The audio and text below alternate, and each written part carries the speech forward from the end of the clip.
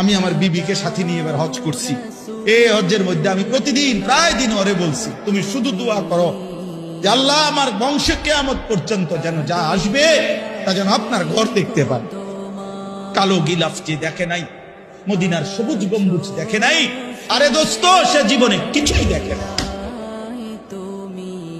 ওই চোখ কিছুই দেখে না, ওই চোখ কিছু দেখেই নাই যে মালিকের ঘর দেখে নাই, যে রসুলের রওজা দেখে নাই। 53 বছর, 50 বছর, 40 বছর সকাল দুপুর সন্ধ্যা হায় মুমিন যে রসুলকে স্মরণ করলাম, তার সামনে একটাবার যাইয়া দাঁড়াইতে পারলা না।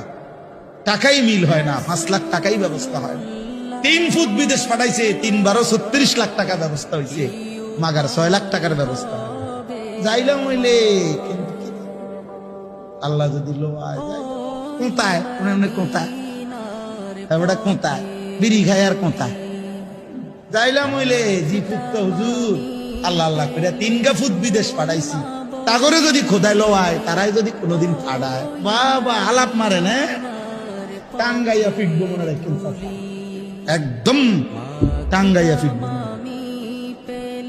আমি বললাম রাগ হইয়েন, যার উপরে হজ ফরজ সে যদি হজ না করে মারা যায়, খোদার কসম নবী বলছে ওইটা হয় ইহুদি মরছে নয় খ্রিস্টান মরছে, কিন্তু মুসলমান মরে না।